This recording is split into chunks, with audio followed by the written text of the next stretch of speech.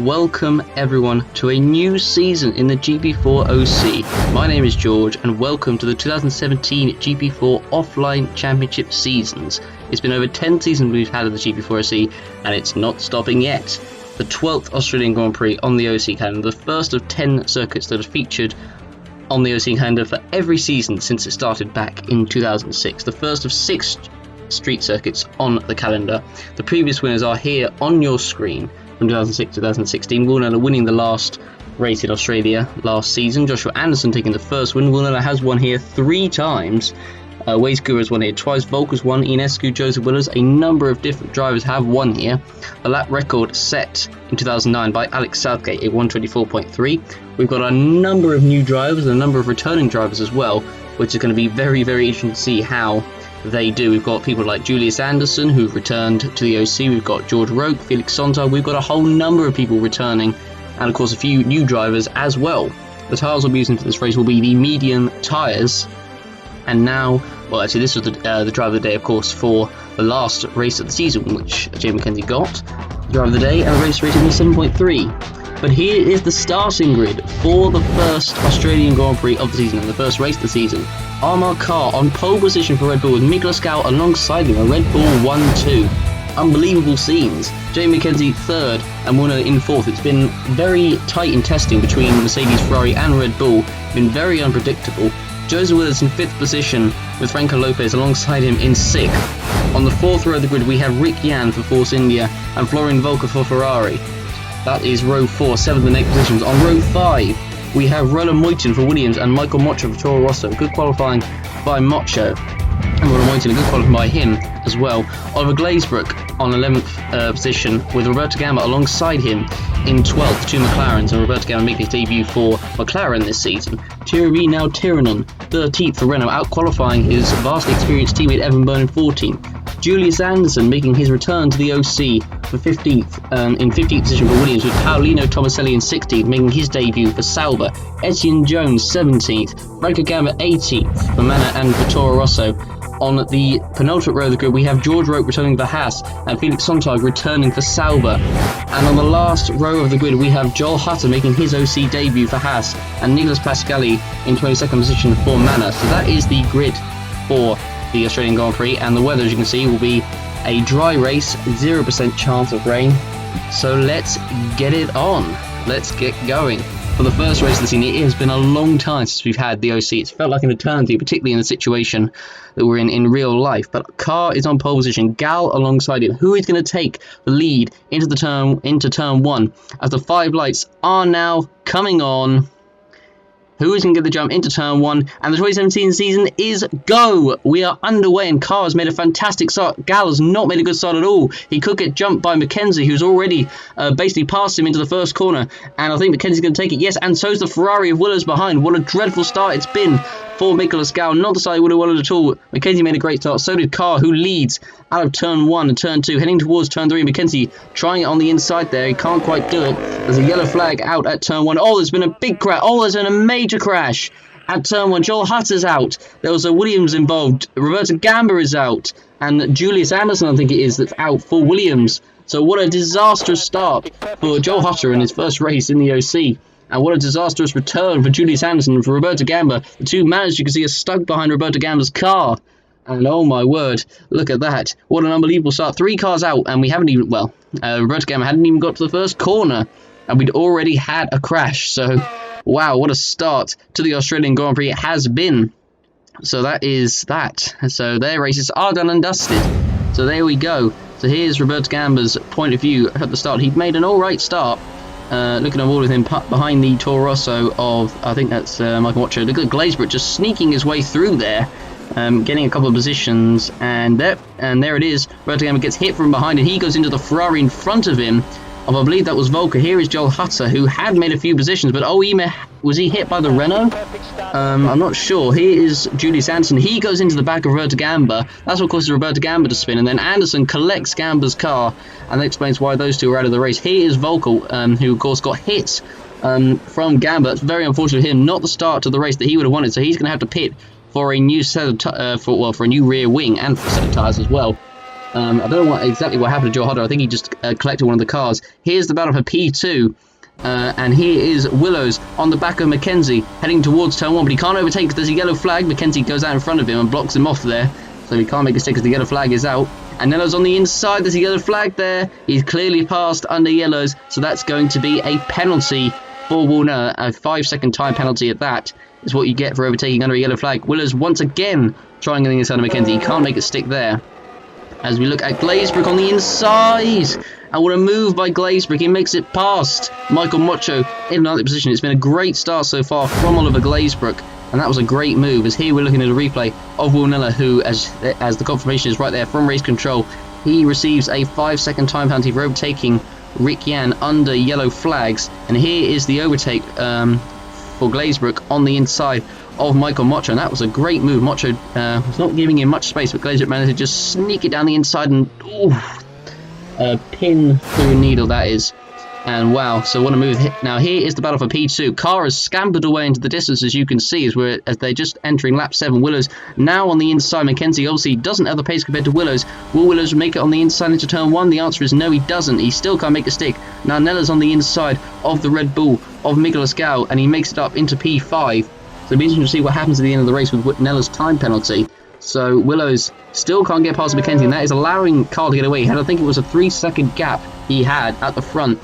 And as we're looking through the rest of the order, there's Paolino Tomaselli, who's made a good start as well, in 11th position for Salvo, but he's got now Tiranen in the Renault behind him, and will now Tiranen make a move on the inside? No, he can't. And actually, this is what happened going into turn 1. So now Tiranen was on the inside, and he thought he had the move done, but Tomaselli had the run off the exit of turn 2, and so he kept the position. Now here is Oliver Glazebrook on the back of Roland Moitin. This is the battle for P9. Glazebrook trying to make a move on the inside, or P8 I should say. Glazebrook in P9, and he can't make a stick there. He has to back off, and that's going to allow Michael Mocho to possibly catch up in the background. Here's now Tiranen trying once again to pass the Sauber of Tomaselli, making his OC debut into turn 1. Can he make a stick this time, and has he? I think Tomaselli's just about holding it around the outside, but he's going to be on the outside heading towards turn 3, as now Tiranen's on the inside. Surely he's got the move done here. And yes, he has. That's that move for him, done and dusted. And he's actually pitting this lap, as a matter of fact. Here's a battle actually between, I think that was Sontag, Roque and Franco Gamba there. Willows once again closing up to the back, as Nicolas Gal is pitting as well. So it's a number of drivers look like they might be going for the 3-stop here. And I don't know if that necessarily is going to be the best strategy, because it's not easy to overtake on this track. There's been a bit of overtaking so far, but as I said, it's not easy, and I don't think the 3-stop is potentially the way to go. I mean, you'll have pace on the quicker tyres, obviously, but I'm not sure that is going to be the right way. We'll find out, won't we, to see if it will be the right strategy for drivers like Gal and now Tiranen. Here's Willows on the back of Mackenzie once again, onto the start finish straight, heading for lap 11. He's been stuck behind him for the entire race. Willows sets the fastest lap as he goes across the line. He's on the inside into turn 1. Surely this is it? No, Mackenzie goes wide again, but still Willows can't make it stick. This is handing the initiative to a car up front, as Willows tries to make it past Lopez into turn 1 and fails. Gal makes his first stop of the race, so he's not got a lot of fuel in, so that means it's definitely going to be a 3-stop. So he comes out of the pits for the first time, and we'll see what happens for Gal at the end of the race. He's dropped down outside of the top 10 now, so let's see, as now Tiranen is also in the pits for Renault, and Gal comes out in P13, nope, 14, possibly 15 maybe, as he comes out of the pits, and I think that was P14, I think it was. Here's Franco Gamba on the back of Sontag. Actually, Roque must have got past Sontag because he was stuck behind him a few laps ago, and Franco Gamba trying desperately to get on the inside, and he can't make it stick there, so unfortunately he has to stay behind him. So now Tiranen coming out of the pits, and the pits behind the manor of Etienne Jones, as we're looking at Nella, who's right on the gearbox of Franco Lopez, heading towards the end of the lap, and can't make it stick there, so he's going to have to pass him into turn 1. If he can't do that, he'll have to do it into turn 3, because those are the main overtaking spots on the track, and that's where you see pretty much 90% of the overtakes here at the Melbourne Street. So not the most not the greatest track for overtaking, but not the worst track ever. I mean, we've got Monaco. Anyway, as we're looking at, this was Sontag and Franco Gamba, who has actually got past Sontag as well. Sontag, who's got a fairly hefty fuel load, as he locks up there and allows Franco Gamma to get through very, very easily. Now Glazebrook is coming in, so let's see if he's on the 3 or the 2. I don't imagine many, if any, are going to go on the 1, but you never know what could happen in the OC. So Glazebrook comes in, Okay, no and pressure. does he... no, he's definitely going to be on the 3. He's going to be on the 3, so we will see how that works out for him towards the end of the race. So where does he come out on track? I mean, the question is obviously for a number of these drivers, will they come out in traffic? Because if they do, that will affect them badly. But he's been in a battle with Aurelio Moichin all this race, so... But he fortunately comes out ahead of that battle of cars there. So we've got a yellow flag out. And it's Franco Lopez who's off the circuit. And he was in a battle with Will Nella, I think. And that's Nella going past right there. So Nella moves up into P4. So let's have a look what happened here. So Nella was in the slipstream, had the run on him. And Lopez moved over a bit there. And there was the contact. And Nella actually spins there. But he rejoins pretty quickly. And Lopez goes off the track there. But fortunately doesn't hit the wall, unlike many drivers have in the past, so he rejoins and stays. Well, he drops down to 5th, but he stays, stays unharmed. I guess as Gao is trying desperately to squeeze past Sontag into the corner here, and unfortunately this is the worst possible scenario for Miklos Gao to be stuck behind a much slower Sauber when he's on fresher tyres, as Volker goes past, the manner there who locks up. That was Pascali into turn 1. And Volker could be lapped soon if he's not careful. I don't know how. I couldn't see how much fuel they put into his car. Willows has come in for his first stop. The question is, will he be doing a 3 stop? Because he's come in quite early, so it probably explains why he's very quick as well. The gap to car actually is only 1.3 seconds, I think. So they've actually they've closed the gap to Armor Car in front. But we'll see if they can close it. So Willows has actually put a lot of fuel in. So I think as Nellis is the fastest lap, so it proves what he can do in clear air. Now he's actually passed Franco Lopez. So we'll see Willows. I think he's definitely going to be going for the 2 with that amount of fuel that he's put in. So he's gone in early. So I guess he's trying the undercut. Well, on both Mackenzie, I suppose, and Armor Car, but I don't know. Well, we'll see what happens really. So Willows comes out in P8, and crucially, he's in clear air because the next car behind him is is Franco Gamba. I think I can see from the def panel. Yeah, it was Franco Gamba, and so that's worked perfectly for Willows as we've got 2 cars into the pits here. This is Roque, and I believe that's Tomaselli in front of him. It is. So this is a pit stop battle between the 2. So as Gao now once again on the inside of Sontag into turn 1. Would he make it stick? The answer is no, he still can't, and this is unfortunately absolutely killing his race. And it's not what Miklos Gao wanted at all. I mean, Willows has come out at the perfect time with no cars in front of him. As here's now Tiranen trying to get past Jones into turn 1. Does he make it stick? No, I don't think he does. No, he can't make it stick there, as there is Roque and Tomaselli coming out of the pits. And Volker, is he going to get out ahead of Roque? He's actually got a lot of fuel, Volker, and of course he has pitted, so he's going for the quote-unquote 1 stop, as he's now trying to get past Roque, who's just come out of the pits, and he can't make it stick there. So I'm interested to see, actually, if Volker can get past Roque, even though Roque, I think, is on lighter fuel than Volker. So, I mean, those two actually could possibly be battling. We'll see. Mackenzie now in the pits.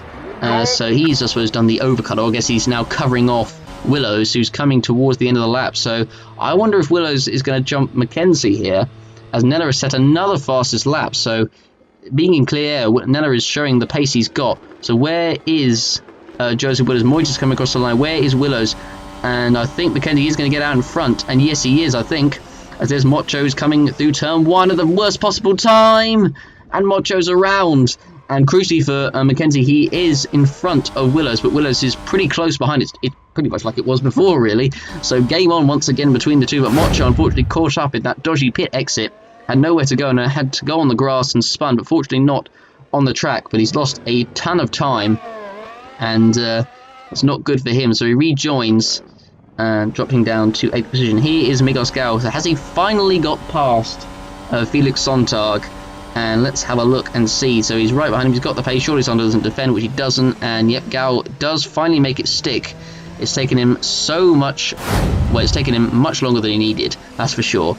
Now, Will Nella comes into the pits. He's shown some pretty good pace ever since he got past Franco Lopez. I bet he's probably pretty cheesed off that he was stuck behind him for so long, because he probably thought that he could battle for the win. But of course, let's not forget he's got that 5-second time penalty. So he's going to have his work cut out. But he'll still, I reckon, probably get a podium from this race if he keeps this pace up, as that was Lopez, in fact, who had just come into the pits on the same lap as well.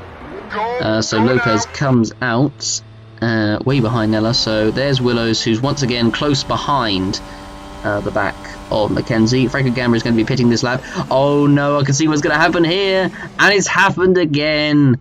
Deja vu has happened for Toro Rosso, as Franco Gamma this time is caught out at turn 1, and always having to wait for the car of Lopez to come out of the pits there. He's having to wait for the Red Bull as well, and he's still not going. He's having to wait for several cars. Franco Gamma, this is going to absolutely destroy his race, and just as he was about to pit as well at the worst possible time for Franco Gamma that could have happened was then, and it has happened. Absolutely gutting for the Italian there. So here is Willows once again, you can see right on the back of Mackenzie nearly. Car still currently chilling out front. Moichin at the moment is running in third, but of course he's going to be pitting this lap as well. So there is Willows once again right on the back of Jay Mackenzie. Will he be able to actually get past this time? Will be the big question. So he's right behind him. He's really got the pace, Willows, that is for sure. So as we look at Willows, right, he's almost pushing him through the corner. He's that close. So as he comes through the final corner, now onto the front straight, he's going to be in his slipstream, so surely he's going to have a move into the first corner. He's on the inside. Does Mackenzie defend? Yes, he does. He pushes him, and Willows is never going to make it stick there, so Mackenzie defends once again. I said this is good news. It is good news out front for Carr, because these two keep on battling. As Willows, he's really got the run off the corner though. He's just about on the inside here. Could this be the move for Willows? He's on the inside, and no it isn't. It's not the move for Willows. It's not happening yet. Will it happen? We don't know. And Nella's got to get past Mocho there as we're looking at a car coming out of the pits. And oh, this is not good. Glazebrug's on the inside of Sontag into the first corner. And wow, that was absolutely sketchy. But the good news for Glazebrug is he has got out ahead of Roland Moichin, as those two have been battling since the start. And Glazebrug, who was trying to get past Sontag into turn 1, then saw Roland Moichin coming out of the pits at the worst possible time, and that allowed Sontag to go around the outside and keep the position. But Glazebrug, crucially for him, does stay ahead of Moichin, but unfortunately for him, he would have been much further ahead had he got past Sontag. Now into the pits comes Rick Yan for Force India. He's had a pretty quiet race. You haven't seen much of him so far. So into the pits he comes, and out of the pits he goes. So there we are, as we're looking at Rick Yan coming out of the pits. Where is he going to come out on track? He'll come out behind... Would he come out behind Lopez? I don't know, actually. Lopez actually had the spinner. No, he doesn't, actually. So Lopez goes out front, and so does Gal. But Gal is actually going to be pitting fairly soon anyway as well. Sontag's still running. He's still one of the few drivers yet to pit, but Glazebrug surely has got to get the move done now. Into turn 1, and... no, he doesn't get it done, and that's good news for Moichin behind us. Here he is. He's now right behind Glazebrug because he's got a terrible exit off the corner, and now surely Moichin is going to get the move done on Glazebrug. He's not really defending Glazebrug, and Moichin, is he on the inside? No, he still can't get past Glazebrug there. So this battle is going to rage on. It has done since the start, and it's going to keep on going after the first set of pit stops here.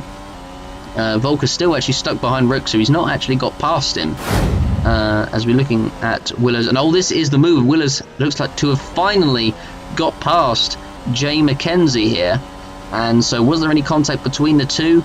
Willows is on the inside, and yeah, he just made it stick, and oh, that was a lock up there from Mackenzie, which allowed Willows to get through. Here is Felix Sontag coming through the corner, and oh my word, oh my, how has he not hit either wall there, and how has he not been collected from behind by Glazebrug? That was... wow, how he's got away with that, I've absolutely no idea. But look at that from Glazebrug's point of view. He's going to need a new pair of pants after that one. Oh my goodness me. I mean, I don't know how Sontag didn't hit either wall, particularly not the tyre wall through here. He was so close to it. Oh, wow. I mean, how he's not hit that wall. He's literally kind of turned at almost the perfect time is where the tyre wall turns as well. Sontag, look at that, just spins, just can't keep control of the car. And unfortunately for him, he loses a number of positions. I mean, he struggled on those tyres. He's been on the one stop. He's actually pitting fairly soon anyway. And I think that's pretty much the sign that the tyres have gone kaput. And that's that. as far as we are concerned. Now this is Moyton on the inside of Glazebrook, and Glazebrook unfortunately has been caught out, and well, he has been caught out now because that is the grass, and Moyton is through up into 9th position, but Glazebrook is still close behind. But of course, let's not forget Glazebrook is pitting fairly soon as well. This battle is not going to end soon, as that is Mocho coming out of the pits, and you can see Omar Carr is in the pits for the first time. And I think he will come out ahead. Now Tiernan, will he come out ahead of Mocho? That's going to be close, but I think now Tiernan does just get out ahead, get ahead of Mocho as he came out of the pits there. Carr is in the pits. And I think the gap was, 33 seconds, I think it was. So that should be enough to keep the lead. I would be quite surprised if he's had a terrible in-lap, or a terrible few in-laps. So we'll see. 7.5 seconds that stop was. And Carr comes out of the pits for the first time. Where is Willows? He's just coming on to the start-finish straight now. So that means that Carr will keep the lead of the race. Now Nicholas Gow comes in for his second stop of the race out of 3. Not the strategy he would have been on, and he's on a lot of fuel here, so we'll see if this benefits him or not. I don't see it doing so, but wow, we'll see. As now here's Glazebrook once again battling. He's pitting actually this lap as he attacks Moyton. Ooh, that was close. I was pushing each other through the corner there. That was very, very sketchy indeed. So there we go, as we're now looking at Glazebrook once again. Does he... No, I mean, Moyton really is defending, but of course, Glazebrook is pitting this lap, so let's see what happens with regards to the pit stop, as Volker it just still can't get past Roke. He's been stuck behind Roke ever since he came out of his pit stop. It's been a horrible race for him. And so, I mean, to be honest, Willows and Carr, we could see a battle here, because Willows is not that far behind, and Willows has certainly shown pace in that car. So we'll see if he can catch up. What's the gap going across the line? It is still about 1.7. He's gained ever so slightly, but crucially for Carr, he's got traffic ahead of him. As Sontag, who I think he must have just pitted it. He has just pitted, but he is really struggling. As we're looking at Nella now attacking his teammate Jay McKenzie. And will he make the move into turn 3? And the answer is McKenzie really not. Letting Nella go through there easy there. Has he done it? I'm not sure. Nella, is he going to go around the outside? He is. That's an unbelievable move from Will Nella, and he moves up onto the podium into 3rd place. What a move that was for the British driver there against the Polish/Canadian driver. And people will know what I mean, as Mackenzie's running has a Canadian nationality, or he's running that in some of the races. As you can see, he has the Canadian flag there, but Nella, that was a fantastic move round the outside there. Mackenzie I mean, he tried his best, but that was a good move by Nella. So, Glazebrook now into the pits for his second of 3 stops. So, as we see him coming in. So, I mean, the Mackenzie thing is a bit like when Robert Inescu was racing, when he would race with the American flag at the US Grand Prix. So, he's got dual nationality. Same thing with Mackenzie there, so he'll be running that at 8 of the races. I don't know what races, but he'll be running at 8 of them. That's all you need to know. Glazebrook comes out in 15th position, so quite far down, but of course a lot of these drivers will be pitting in around 5-10 laps time, I would think. Now here is the battle for P12. I bet you would not expect to see this between Florian Volker and George Roke in the Haas. And now Volker is down the inside. Is he going to make it stick now? And the answer is... I think he's going to do the same thing as Nella. He's going to go round the outside. And Volker has finally done it. Has he? No? I don't know. Roke's holding it round the outside. So Roke, will he have the line into the next turn? And the answer is yes, he does. And Roke stays ahead of Volker. He must be fuming, Volker. He's been stuck behind Roke for the last, at least, I think, nearly 15 laps. I think he's been stuck. Nearly 15 he's been stuck behind Roke. And he thought he had the move done there. I mean, you would have thought with an Ella move that he just did on Mackenzie it would have been done, but nope, Roke holds it round the outside and has the line into the next corner and keeps the position. So would you look at that? So, I mean, I'm surprised. I mean, I'm still surprised Volker hasn't got past Roke, because, I mean, the Haas is definitely the less superior car compared to the Ferrari. Here is the Renault of, I think this is Evan Byrne, passing, no, it's now Tiernan, sorry, passing Glazebrook, coming into turn 3 there. And as we're looking at Carr, as Willows is right there, Willows is close. He is getting close to Carr, and crucially, this is going to be a very important factor in the race. We have got a lot of traffic here, so will they negotiate the traffic safely? As into the pits comes Volker finally for his first official stop of the race, his second overall. He'll be going to the end, so he's doing the one stop essentially, and so he comes out of the pits. We'll see how that goes for him. It's not gone that well for him so far, so we'll have to see what happens when it comes to the end of the race when everyone else pits. So he's going to be almost last position at this moment in time. So Willows now comes in for his pit stop. So he hadn't got past Carr, so they obviously negotiated the traffic. But Willows is trying the undercut on our car, and this is going to be absolutely crucial. I don't know if Carr has got any, well, if he has traffic, if he has much traffic, or if he has any traffic at all in front of him, will be very, very important. So Willows comes out of the pits, and there's Volker. So Volker won't want to get in Willows' way here, and Volker does go past, but fortunately he doesn't hold up Willows, and the instant with Volker going off turn 1 didn't happen like the two Toro Rossos, so I guess that's a relief in a way. I mean, Nella's actually not that far off Carr actually either. It's only 7 seconds, so Nella's shown some good pace, but of course, let's not forget, he's got the time penalty. Here is a battle between Moitian and Mocho for P7 as they come down the front straight. Mocho trying to get past Moitian into turn 1. He's in the slipstream. Will Moitian move to the right? The answer is no, he doesn't, because Mocho's not got the speed, although he still does try it, but it's futile. It's never going to work, that. So he stays behind, and of course Miklos Gau is not that far behind either. So Roke is in 11th there, as that's the Toro Rosso, and Carr gets held up badly there, coming through the final corner, trying to lap Franco Gamba there, and that's allowed now Tyrion to closer to him. And Nello's actually pretty close, he's not that far off.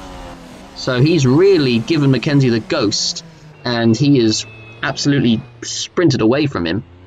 So Nella comes into the pits for his final stop of the race. Just imagine if he didn't have that time penalty, he would certainly be in contention for the win. But he's certainly going to get the podium, because at the moment he's going to finish way ahead of Mackenzie.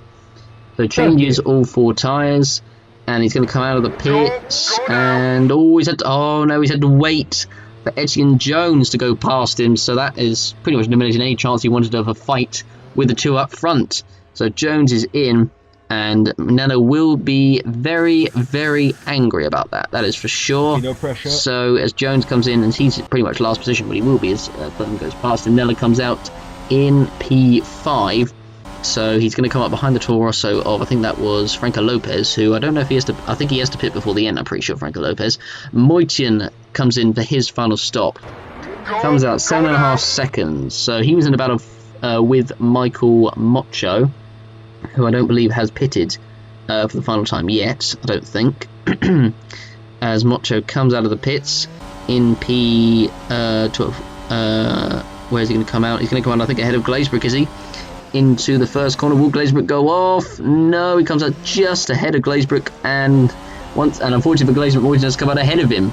And, well, I suppose for Glazebrook as well, he is not going to the end either, so that's, in a way, that's kind of a double whammy, really, for Glazebrook. Because he would have been in the battle with Moitian for the points, but he's going to have to make one more stop. He's going to fall well behind. So, unfortunately for Glazebrook, the strategy for him has not worked out at all. It would have worked out if he was in this battle with Moitian and he was going to the end, but he isn't. So, I suppose the only thing he can do is just hope to maybe hit him off or overtake him. Possibly, he can't do it there. Willows, what's the gap between Carr and Willows? It's about 28 seconds. Mackenzie's about 21 seconds. He's actually way off. He's quite far off, I have to say. As Mocho comes into the pits for the final time. So we'll see if he comes out in that battle between Moitian and Glazebrook that is going on. As Mocho comes into the pits for the final time. Let's see how quick this stop is for the Toro Rosso driver. 5.8, that's fairly quick. Not a lot of fuel. There's a yellow flag out on track, and there's a car and it's George Roke, who is facing the wrong way, and I think he had a mechanical problem there, so that is Roke's race over with 18 laps to go. We haven't actually had any retirement since the first 3 on the first lap, so this is so Roke is out of the race. It's unfortunate. He was running in the outskirts of the top 10. So that is his race done and dusted on lap 40 of the Grand Prix for him. Lap 39. So we'll have to look at where Roke's problem occurred, and it was a throttle issue that caused Roke's failure. So he was running right behind Tomaselli, who's been behind for most of the race. He was pitting very soon, and I mean, maybe it was because of that, because he was behind him for so long. I mean, it wasn't an engine failure, but sort of throttle problem. So anyway, that is Roke's race finished, and pretty gutting for him, as he was hoping for a good result. And oh, he had a little bit of a tap there from now Tiernan in the Renault there. That could have gone badly wrong for him, and for Roke as well, as a matter of fact. Although for Roke it doesn't matter, because he is out of the race. And you can see Roke, and oh, that's clearly the throttle that's doing the car there, as he's doing a bit of a spin there in the gravel. So that's clearly the throttle that's causing that problem. And you can see, just look at that. I mean, it's a very unusual, very, very unusual spin there for Roke. I don't think I've ever really seen that before from many drivers, as Armand Carr finally comes in for his final stop of the race on lap 41 of the Australian Grand Prix. So I don't know what the gap is. The gap to Mackenzie, you can see, was 24.7 seconds, but of course it doesn't matter, because Mackenzie will have to pit once more before the end. Okay, no pressure. So Mackenzie's kind of irrelevant in this. So where? So I don't know if we're coming ahead of Mackenzie, but the crucial thing is, does he come out ahead of Willers? Because if he doesn't, then that could mean Willers' win. Although Willers is actually 31 seconds away, and he's only just about coming around the final corner now, and he's got traffic. So for Carr, it's looking pretty good at the moment. And he comes out of the pits, and Willers, I imagine, is just coming around the final corner. And yes, nope, that's Volker. That's the wrong Ferrari, as Willers is in fact behind him. So Carr has come out in front, crucially, of Willers, and could that be race over? I mean, you don't know. Willers still could have the pace. Oh, I bet he wished he was the Ferrari in front, though. Volker needs to get out of the way ASAP. Though if Willers wants a chance to attack him. So at the moment, Mackenzie leads, but of course he will be pitting in a couple of laps' time. And Felix Sontag has got an issue. He has got a mechanical failure, and that is Sontag's race over. And it's been a frustrating race for him. Unfortunately, his strategy not the best, and unfortunately for him, his race is done. So that is the 5th retirement of the Grand Prix, as he pulls off just before the first corners. There comes the Force India out of the pits. I think that was Franco Lopez, I believe. He's just come out of the pits, and it was a puncher for Felix Sontag as well. He was going to the end on this set of tyres. He was on the one stop as well, but unfortunately for him, his race is over. So as we see him suffering that just past the pits as well, just typical, isn't it? Unfortunately for him, that's his race over. So that is the 5th retirement of the race, and he'll be pretty disappointed with that. Sontag on his return. It's not been a good day for the returning drivers. Sontag is out, Roke is out, Hutter is out, Anderson is out. There's so many of them that are out. I think nearly all the returnees or debutants are out of this race. It's a curse, obviously, as we look at Gal, who very nearly hits the wheel coming round turn 1 there. Mackenzie has made his pit stop, and he's down to P4. Gal is making his final stop of the race, so unfortunately his 3-stop has well and truly screwed him over. That is for sure. It's been a pretty pitiful race for Gal on that 3-stopper, and it kind of all went wrong from the beginning. Had the bad start and dropped a couple positions, and never really went well from there. Just didn't really particularly have the pace, because he actually got overtaken, I think, by Nella early on as well. So yeah, just unfortunate there for the Hungarian driver. Not the start of the season he would have wanted, and he comes out behind Michael Motro in P8, and I believe Motro is going to the end here, and I think he is actually. So Gal might have to make a few overtakes on track if he wants a better result than this. Franco Gamba now comes in for his final stop of the race for Toro Rosso, and there's another car in as well. I couldn't quite see who that was.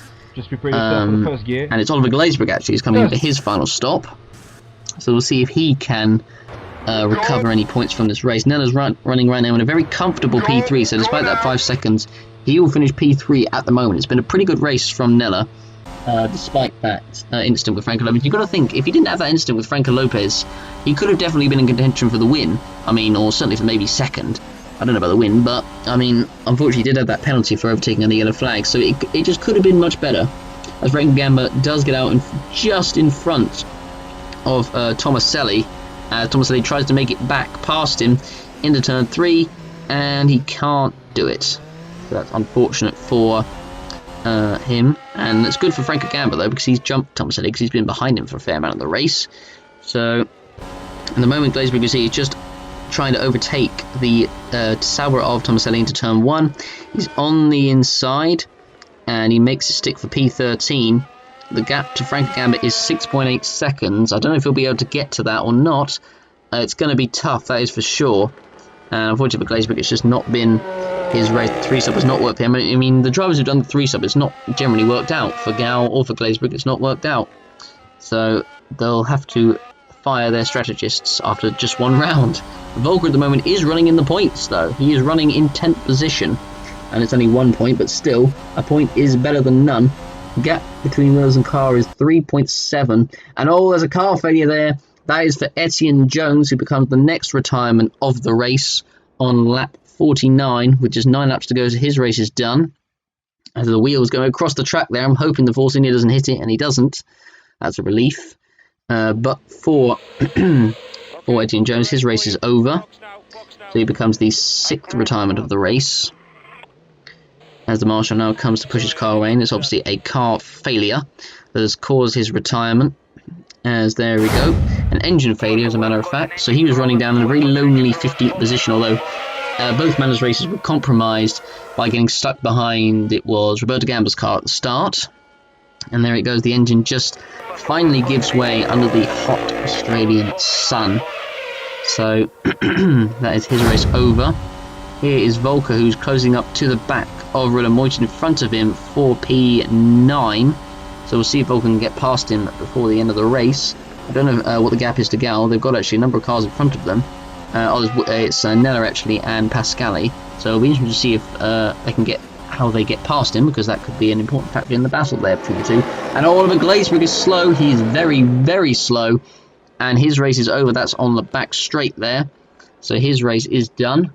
So as it looks like it's another mechanical failure, obviously, for him. So what happened to Oliver Glazebrook is the big question, and it was a transmission failure that caused his car to shut down. The gap to Franco Gamba was 9.8 seconds, so I don't think he was going to get points from this race.